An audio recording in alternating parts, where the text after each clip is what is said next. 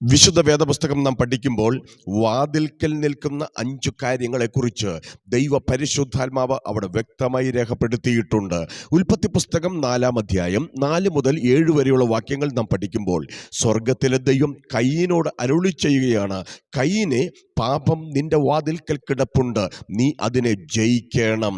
എന്നെ കേൾക്കുന്ന നിങ്ങളോട് സ്വർഗത്തിലെ ദൈവം ഈ വചനത്തിലൂടെ സംസാരിക്കുന്നത് എന്ത് എന്ന് ചോദിച്ചാൽ, നമ്മെ പാപം ജയിക്കാതെ നാം പാപത്തെ ജയിക്കണമെന്ന് ദൈവം ആഗ്രഹിക്കുകയാണ്. യാക്കോബിന്റെ ലേഖനം 1-ാം അധ്യായം 5-ാമത്തെ വാക്യത്തിൽ മോഹം ഗർഭം ധരിച്ച് പാപത്തെ പ്രസവിക്കുന്നു എന്നും റോമാലേഖനത്തിൽ പാപത്തിന്റെ ശമ്പളം മരണമത്രേ, പാപം ചെയ്യുന്ന ദേഹി മരിക്കുമെന്നും ജീവപുസ്തകത്തിൽ പേരെഴുതി കാണാത്ത ഏവനെയും തീപ്പൊയ്യിൽ തള്ളിയിടുമെന്നൊക്കെ വെളിപ്പാട് പുസ്തകത്തിലും നമുക്ക് കാണുവാൻ കഴിയുന്നുണ്ട്.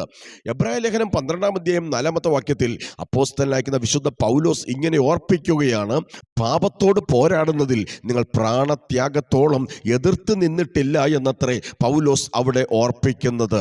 ദൈവം നമ്മോട് ചെയ്യാൻ പറയുന്ന കാര്യങ്ങൾ ചെയ്യാതിരിക്കുന്നതും ദൈവം നമ്മോട് ചെയ്യരുത് എന്ന് പറയുന്ന കാര്യങ്ങൾ ചെയ്യുന്നതും പാപമാണ്. ശമൂവേലിൻ്റെ വാക്കനുസരിച്ച് ദൈവത്തോട് പ്രാർത്ഥിക്കാതിരിക്കുന്നത് പോലും പാപമാണെന്നാണ് ദൈവവചനം പറയുന്നത്. എന്നാൽ ദൈവത്തിൻ്റെ വചനം നമ്മെ ഇങ്ങനെ ഓർപ്പിക്കുന്നു, നിന്റെ രക്താംബരം പോലെ ചുവപ്പായിരുന്ന പാപങ്ങളും കടും ചുവപ്പായിരുന്ന പാപങ്ങളും ഹിമം പോലെ വെളുപ്പിച്ച് പഞ്ഞി പോലെയാക്കി തീർക്കുവാൻ ദൈവത്തിന് കഴിയും. അതെങ്ങനെയാണ്?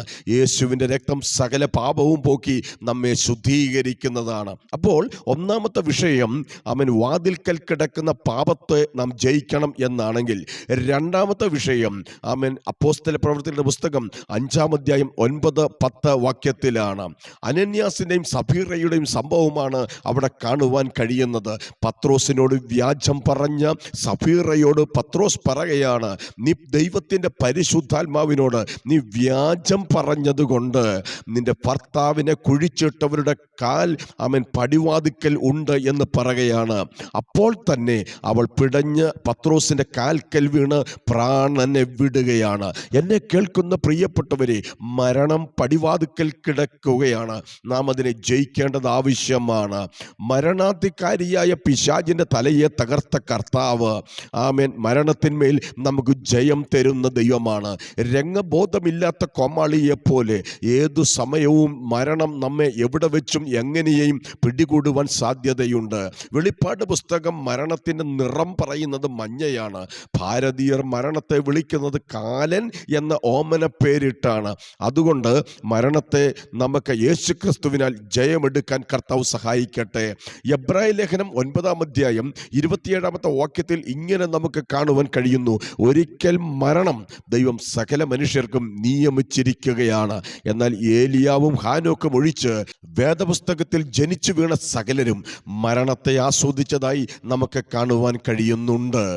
മൂന്നാമത്തെ ചിന്ത, കർത്താവ് വാതിൽക്കൽ നിൽക്കുന്നു എന്നത്രേ. വെളിപ്പാട് പുസ്തകം 3-ാം അധ്യായം അതിൻ്റെ 20-ാമത്തെ വാക്യത്തിൽ അത്രേ അങ്ങനെ എഴുതിയിരിക്കുന്നത്. മാനസാന്തരപ്പെടാത്ത ഓരോ വ്യക്തിയുടെയും ഹൃദയത്തിൻ്റെ വാതിൽക്കൽ കർത്താവ് മുട്ടിക്കൊണ്ടിരിക്കുന്നു. ഇതാ ഞാൻ വാതിൽക്കൽ നിന്ന് മുട്ടുന്നു, ആരെങ്കിലും എൻ്റെ ശബ്ദം കേട്ട് വാതിൽ തുറന്നാൽ ഞാൻ അകത്ത് വന്ന് അവനോടും അവൻ എന്നോടും കൂടെ അത്താഴം കഴിക്കും എന്ന് അവിടെ രേഖപ്പെടുത്തിയിരിക്കുകയാണ്. നിങ്ങൾ ഇതുവരെ മാനസാന്തരപ്പെട്ടിട്ടില്ലെങ്കിൽ, നിങ്ങൾ കർത്താവിനെ അറിയേണ്ടതുപോലെ അറിഞ്ഞ് രക്ഷിക്കപ്പെട്ടിട്ടില്ലെങ്കിൽ, നിങ്ങൾ വീണ്ടും ജനിച്ചിട്ടില്ലെങ്കിൽ, സ്വർഗത്തിലെ ദൈവം നമ്മോട് പറയുകയാണ്, കർത്താവ് ഈ പ്രസംഗത്തിലൂടെ നിങ്ങളുടെ ഹൃദയവാതിൽക്കൽ മുട്ടിക്കൊണ്ടിരിക്കുകയാണ്. കർത്താവേ, ഞാനൊരു പാപിയാണ് എന്ന് സമ്മതിച്ചുകൊണ്ട് എൻ്റെ ഹൃദയത്തിലേക്ക് വരണമേ, എൻ്റെ പാപം മോചിക്കണമേ, എന്നെ നിത്യതയുടെ അവകാശിയാക്കി തീർക്കണമേ, ജീവൻ്റെ പുസ്തകത്തിൽ എൻ്റെ പേരെഴുതണമേ എന്ന് താങ്കൾ പ്രാർത്ഥിക്കുന്നുവെങ്കിൽ സ്വർഗത്തിലെ ദൈവം താങ്കളുടെ ഹൃദയത്തിലേക്ക് വരുവാനിടയായിത്തീരും. ഉത്തമഗീതങ്ങളുടെ പുസ്തകത്തിൽ 5-ാം അധ്യായം 2-ാമത്തെ വാക്യത്തിൽ ഇങ്ങനെ എഴുതിയിരിക്കുകയാണ്, രാത്രി പെയ്യുന്ന മഞ്ഞുകൊണ്ടും മഴ കൊണ്ടും എൻ്റെ തല മുഴുവൻ നനഞ്ഞിരിക്കുകയാണ്. ഹൃദയവാതിൽക്കൽ മുട്ടുന്ന കർത്താവിന് വാതിൽ തുറന്നു കൊടുത്തില്ലെങ്കിൽ, കർത്താവിൻ്റെ തല രാത്രി മുഴുവൻ പെയ്യുന്ന മഞ്ഞുകൊണ്ട് നനയുന്നത് പോലെ നിങ്ങൾ കർത്താവിൻ്റെ ക്ഷണനത്തിന് മുമ്പിൽ വാതിൽ കൊട്ടി അടയ്ക്കരുത്. മാനസാന്തരപ്പെടുവാൻ, കർത്താവിനെ ഹൃദയത്തിലേക്ക് സ്വീകരിപ്പാൻ കർത്താവ് ആഗ്രഹിക്കുകയാണ്. നാലാമത്തെ ചിന്ത ന്യായവിധി വാതിൽക്കൽ കിടക്കുന്നു എന്നുള്ളതാണ്. യാക്കോബിന്റെ ലേഖനം 5-ാം അധ്യായം 9-ാമത്തെ വാക്യത്തിലാണ് അങ്ങനെ കാണുവാൻ കഴിയുന്നത്. എന്നെ കേൾക്കുന്ന പ്രിയപ്പെട്ടവരെ, 1 പാപം വാതിൽക്കൽ കിടക്കുന്നുവെങ്കിൽ, 2 മരണം വാതിൽക്കൽ കിടക്കുന്നെങ്കിൽ, 3 യേശുക്രിസ്തു വാതിൽക്കൽ നിന്ന് മുട്ടുന്നെങ്കിൽ, 4-ാമത്തെ ചിന്ത ന്യായവിധി വാതിൽക്കൽ കിടക്കുകയാണ്. യാക്കോബിന്റെ ലേഖനത്തിൽ നാം പറഞ്ഞ വാക്യത്തിൽ ഇങ്ങനെയാണ് കാണുവാൻ കഴിയുന്നത്: ന്യായവിധി വാതിൽക്കൽ നിൽക്കുന്നു എന്ന് അറിയുന്നത് കൊണ്ട് ഒരുത്തനോടൊരുത്തൻ ഞരങ്ങിപ്പോകരുത്. സ്വർഗത്തിലെ ദൈവം പറയുന്ന വചനത്തിൽ ന്യായവിധി എന്തിനൊക്കെയാണ് എന്ന് എഴുതിയിട്ടുണ്ട്. സകല രഹസ്യങ്ങളെയും ന്യായം വിധിക്കുന്ന ദൈവമുണ്ട്. മനുഷ്യർ ചെയ്യുന്ന പ്രവൃത്തി നല്ലതാകിലും തീയതാകിലും അതിനെ ന്യായം വിധിക്കുന്ന ഒരു ദൈവമുണ്ട്. സകല ആലോചനകളെയും ന്യായം വിധിക്കുന്ന ഒരു ദൈവമുണ്ട്. സകല രഹസ്യങ്ങളും ന്യായവിസ്താര സഭയിൽ വരുത്തുന്നൊരു ദൈവമുണ്ട്. ഇവിടെ എഴുതിയിരിക്കുന്നത്, സ്തോത്രം, ആമേൻ, ഞരക്കത്തിന് പോലും ന്യായവിധിയുണ്ട് എന്നുള്ളതാണ്. അതുകൊണ്ട് ന്യായവിധിയിൽ നിന്ന് രക്ഷ നേടുവാനുള്ള ദൈവികമായൊരു മുന്നറിയിപ്പാണിത്. നോഹയുടെ കാലം പോലെ മനുഷ്യപുത്രൻ്റെ കാലമാകുമെന്നും ലോത്തിൻ്റെ കാലം പോലെ മനുഷ്യപുത്രൻ്റെ കാലത്തിൽ സംഭവിക്കുമെന്നും തിരുവെഴുത്ത് നമ്മോട് പറയുകയാണ്. ആ കാലഘട്ടത്തിലൊക്കെ സോദോം ഗോമറയിൽ ആമേൻ ദൈവം തീയും ഗന്ധകവും വർഷിപ്പിച്ചതുപോലെ, നോഹയപ്പച്ചൻ്റെ കാലത്ത് മഴ കൊണ്ട് ന്യായവിധി അയച്ചതുപോലെ ചൂള പോലെ കത്തുന്നൊരു ദിവസം വരുവാൻ പോകുകയാണ്. സകല അഹങ്കാരികളും ദുഷ്പ്രവർത്തിക്കാരും താളടിയാകുന്ന ഒരു ദിവസം വരികയാണ്. എന്നാൽ അതിനു മുമ്പ് കൃപയുടെ പെട്ടകം, അതിൻ്റെ വാതിൽ ഇതുവരെയും അടഞ്ഞിട്ടില്ല. സ്വർഗം ഇപ്പോഴും അത് തുറന്നു വെച്ചിരിക്കുന്നു. അതിനരികെ നിന്ന് ഒരു സുവിശേഷകൻ എന്നുള്ള നിലയിൽ ഞാൻ കാഹളം ഊതുകയാണ്. ന്യായവിധി എന്നുള്ളത്, ന്യായവിധി വാതിൽക്കൽ നിൽക്കുന്നു എന്നുള്ളത് ദൈവവചനത്തിൻ്റെ അസന്നിഗ്ധമായ ഒരു സന്ദേശമാണ്. അതുകൊണ്ടാണ് വേദപുസ്തകം പറയുന്നത്, ന്യായവിധി ദൈവഗ്രഹത്തിൽ ആരംഭിക്കുവാൻ സമയം ആയിരിക്കുകയാണ്.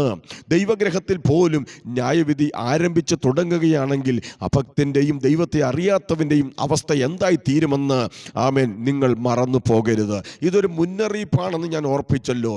ഒരിക്കൽ ഹരിയാനയിലെ കോതമ്പ് പാടങ്ങൾക്ക് മുമ്പിൽ സൗദി അറേബ്യയുടെ ഒരു വിമാനം പ്രത്യക്ഷപ്പെടുകയാണ്. എന്നാൽ കുറച്ച് കഴിഞ്ഞപ്പോൾ ഒരു വലിയ തീഗോളമായി ആമേൻ ആ വയലിൽ അത് കത്തി പൊട്ടിത്തെറിച്ച് വീഴുകയാണ്. ഇനിയും ഉയർത്തി പറപ്പിക്കരുത് എന്ന സന്ദേശം അവർ സ്വീകരിച്ചിരുന്നുവെങ്കിൽ ഈ ന്യായവിധി, ഈ അനർത്ഥം ഉണ്ടാകുകയില്ലായിരുന്നു. ടൈറ്റാനിക് കപ്പലിനെ സംബന്ധിച്ചിടത്തോളം ഒരു കാലിഫോർണിയൻ കപ്പലിൽ നിന്ന് ഒരു റേഡിയോ സന്ദേശം കേട്ടതാണ് കപ്പൽ മാറ്റിവിടുക, ഗതി മാറ്റിവിടുക, ഒരു വലിയ ഐസ്ബർഗ് മഞ്ഞുമല ഒഴുകി വരുന്നു. ക്യാപ്റ്റൻ സ്മിത്ത് ആ മുന്നറിയിപ്പിനെ അവഗണിച്ചത് കൊണ്ടാണ് അങ്ങനെ സംഭവിച്ചത്. നയാഗ്ര വെള്ളച്ചാട്ടത്തിൻ്റെ അരികിൽ ഉള്ള ഒരു മുന്നറിയിപ്പ് നാം ഒരുപക്ഷെ പറഞ്ഞു കേട്ടിട്ടുണ്ടാകാം. പാസ്റ്റ് റിഡംഷൻ പോയിന്റിൽ ചെന്നാൽ പിന്നെ ആർക്കും ആമേൻ രക്ഷപ്പെടുവാൻ, മടങ്ങി വരുവാൻ കഴിയുകയില്ല. എന്നെ കേൾക്കുന്ന പ്രിയപ്പെട്ടവരെ, ഇതൊരു മുന്നറിയിപ്പാണ് കേട്ടോ. എന്താണ്? ന്യായവിധി വാതിൽക്കൽ നിൽക്കുന്നുണ്ട്. 5-ാമത്തെ ചിന്ത പറഞ്ഞ് ഞാൻ പ്രാർത്ഥിച്ച് അവസാനിപ്പിക്കാം. അവിടെ ഇങ്ങനെയാണ് എഴുതിയിരിക്കുന്നത്. മത്തായിയുടെ സുവിശേഷം 24-ാം അധ്യായം അതിൻ്റെ 32-33 വാക്യത്തിൽ ഇങ്ങനെ രേഖപ്പെടുത്തിയിരിക്കുകയാണ്. ആമേൻ, അത്തി തളിർത്തു തുടങ്ങിയിരിക്കുന്നു, വേനൽ അതെ അടുത്തിരിക്കുന്നു എന്ന് നിങ്ങൾ അറിഞ്ഞ് നിങ്ങളുടെ കർത്താവിൻ്റെ വരവ് അടുക്കെ, അതെ പടിവാതുക്കൽ ആയിരിക്കുന്നു എന്ന് നിങ്ങൾ മനസ്സിലാക്കിക്കൊള്ളണം. കർത്താവിൻ്റെ വരവ് അവൻ വാതുക്കൽ ആയിരിക്കുന്നു എന്നറിഞ്ഞ് തല ഉയർത്തേണ്ട ദിവസമാണ്. ഇതൊക്കെ സംഭവിക്കുമ്പോൾ, ഏത് യുദ്ധങ്ങളും ക്ഷാമവും ഭൂകമ്പവും ആമൻ അവിടങ്ങളിൽ ഉണ്ടാകുമ്പോൾ, ജാതിയോട് എതിർക്കുമ്പോൾ, അപ്പൻ മക്കളെയും ആമൻ അമ്മാവിയമ്മ മരുമകളെയും, അങ്ങനെ ആമൻ ഓരോടത്തും സ്വസ്ഥതയില്ലാതെ, സമാധാനമില്ലാതെ ഈ സംഭവങ്ങളൊക്കെ നടക്കുന്നത് കാണുമ്പോൾ ഇതൊരു ഈറ്റുനോവിൻ്റെ ആരംഭമാണ്. എന്നാൽ ആമേൻ സ്തോത്രം, ന്യായവിധിയുടെ അഗ്നിപ്രവാഹങ്ങൾ ഭൂമിയിലേക്ക് പെയ്തിറങ്ങുന്നതിന് മുമ്പ്, ഭീതിയുടെ വിഷപ്പാമ്പുകൾ ഇഴഞ്ഞ് എത്തുന്നതിന് മുമ്പ് സ്വർഗത്തിലെ ദൈവം തൻ്റെ സഭയെ ചേർക്കുവാൻ അവിടുന്ന് മടങ്ങി വരും. അതാണ് നാം ആ വാക്യം വായിച്ചത്. യേശുവിൻ്റെ വരവ് അടുക്കെ വാതുക്കൽ ആയിരിക്കുകയാണ്. ലൂക്കോസിൻ്റെ സുവിശേഷം 12-ാം അധ്യായം 36-ാമത്തെ വാക്യത്തിൽ ഇങ്ങനെയാണ് രേഖപ്പെടുത്തി രേഖപ്പെടുത്തിയിരിക്കുന്നത്. അവൻ യജമാനൻ ഏതു സമയത്ത് വരും എന്നോർത്ത് അവൻ ഉറങ്ങാതെ ഉണർന്നിരിക്കുന്ന ദാസനെ പോലെ നിങ്ങൾ ആയിത്തീരണം. കർത്താവ് വരുന്ന നാളും നാഴികയും നാം അറിയാത്തത് കൊണ്ട് നാം ഉണർന്നിരിപ്പാൻ കർത്താവ് നമ്മെ സഹായിക്കട്ടെ. ഒന്ന്, പാപം വാതുക്കൽ കിടക്കുന്നു, നാം അതിന്മേൽ ജയമെടുക്കണം.